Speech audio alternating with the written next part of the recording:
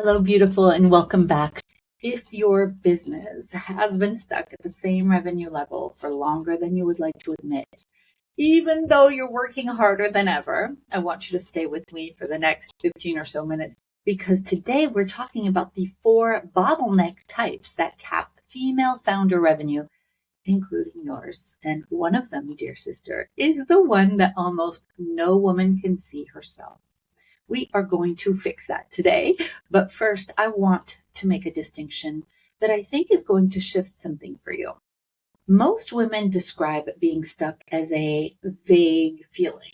They say, like, things aren't working, I'm not growing, something is off. But a bottleneck is more specific than that. A bottleneck is the single most narrow point in your business. It's the one place where growth is being squeezed.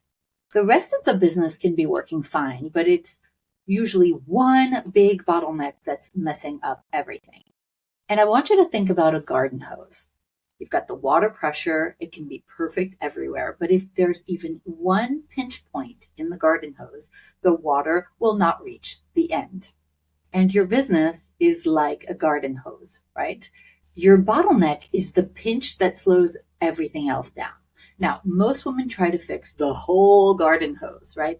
But the real work, the point of true leverage, is finding the pinch. Stuck, therefore, is a feeling, right? But a bottleneck is structural.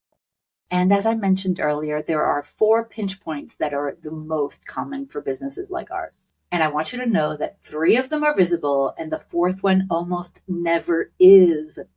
So let's walk through them now. Bottleneck number 1 is the time bottleneck. This is the one most women feel every single day. You're feeling it too, probably.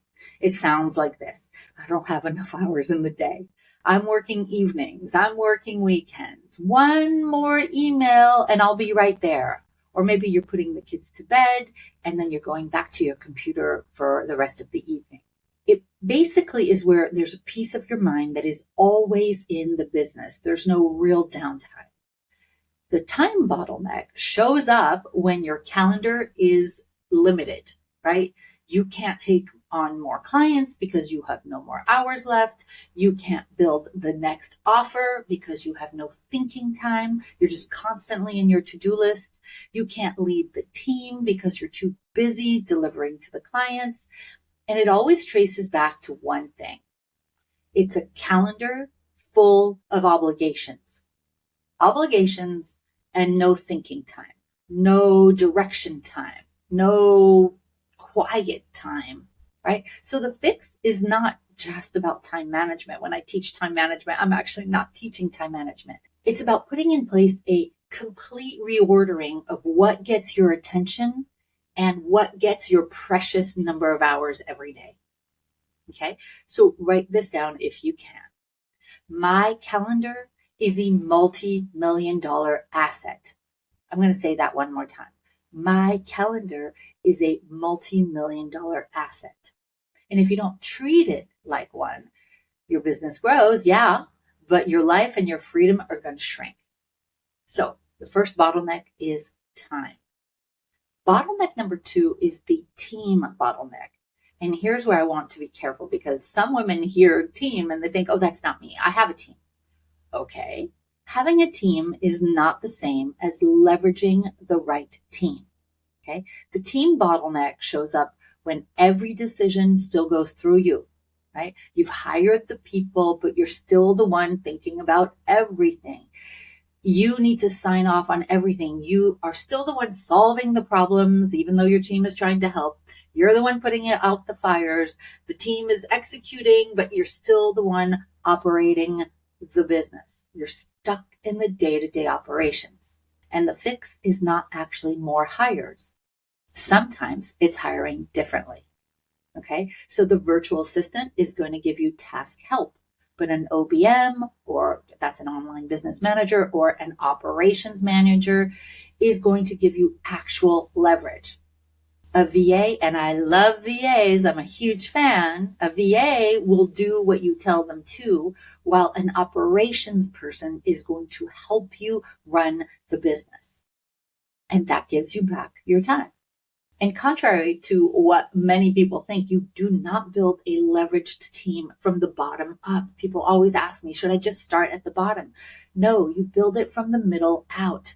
So the right first hire at this stage isn't necessarily more hands, right? It doesn't have to be more expensive. It's someone who can hold the business with you, who can take over some of the day-to-day operations, if not all of the day-to-day operations. So having a team is not the same as having leverage from your team. Okay?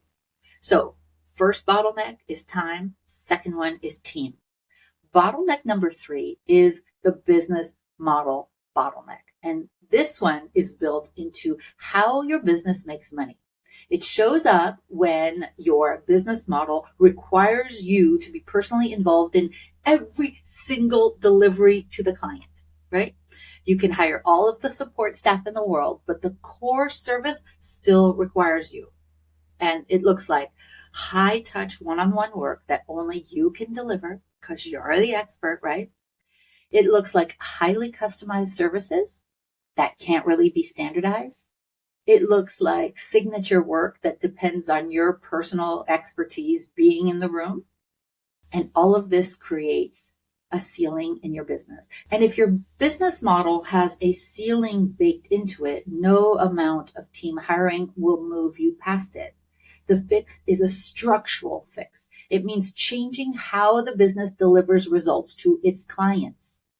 And so maybe you're in one-on-one work right now, and it might be group programs. It might be training and bringing on associates to deliver the work in your methodology. It could be creating a product or licensing or moving from done for you to done with you. It can mean a SaaS. It can mean a self-paced course. There are literally countless permutations of how you can deliver results to your clients without being as involved as you are now. It doesn't mean that you have to remove yourself completely, right? There are hybrid models. I have a hybrid model. I love working with you, but I don't have to be involved in every single aspect of the program for you to get value.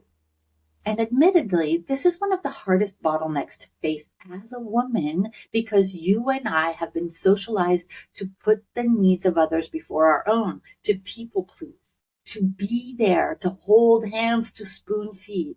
So it requires that you shift not only that, but also changing what you sell, the business model, not just how you sell it. Okay? So we've covered time, team, and business model.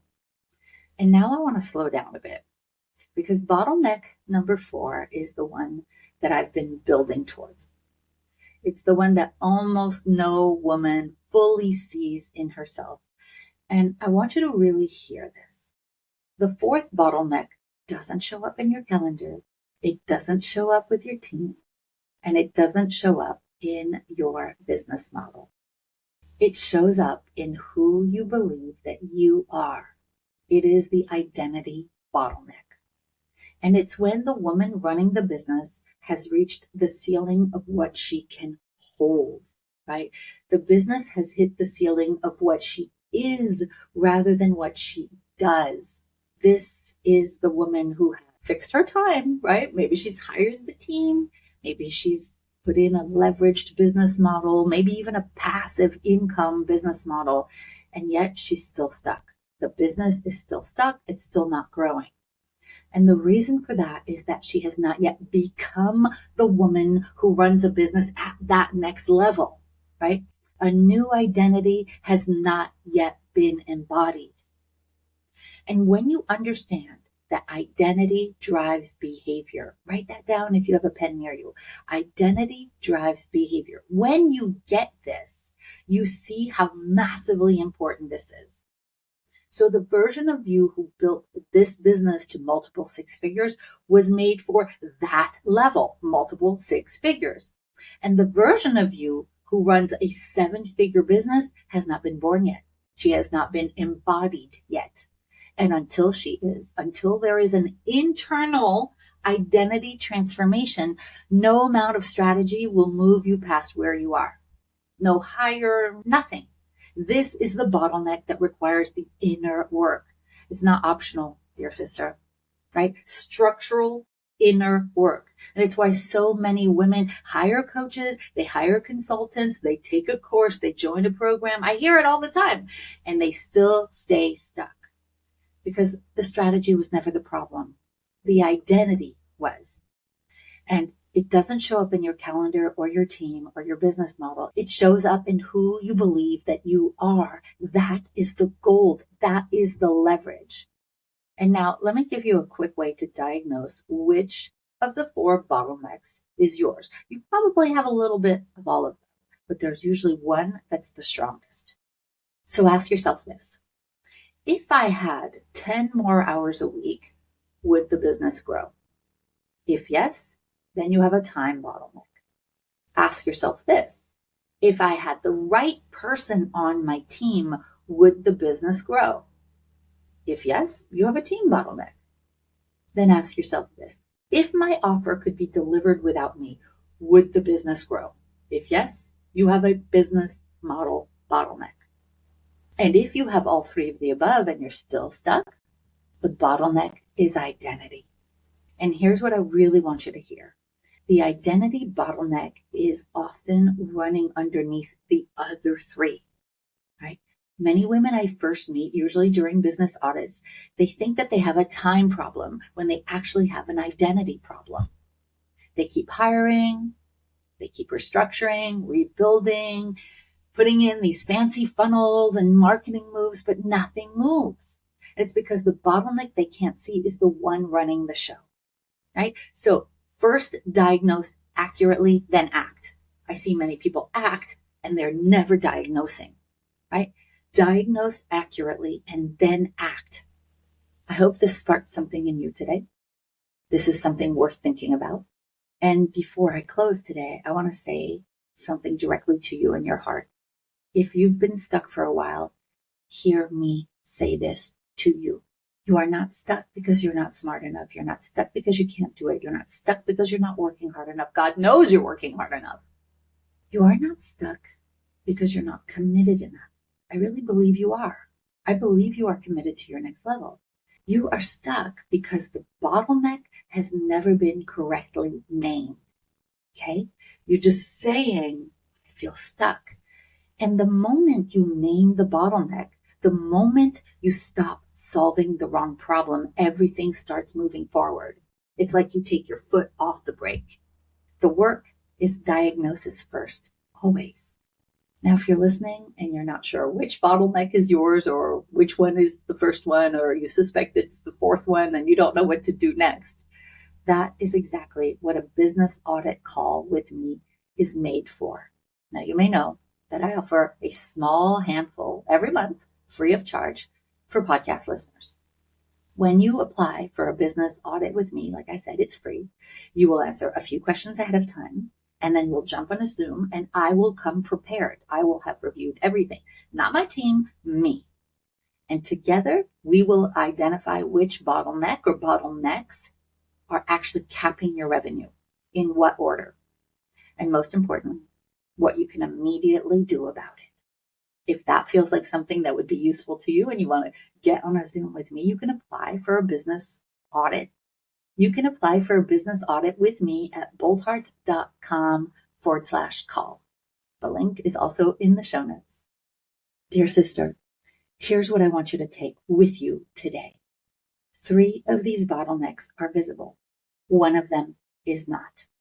And until you name the right one, you will keep trying to fix the wrong problem. No wonder it's felt so heavy. The work is always diagnosis first. Always. Okay, that's it for today. I'll see you next week. Next week, we're going into one of the deepest conversations in this show. We're going to talk about the mother wound that runs every female-led business. Until then, I'm sending you so much love.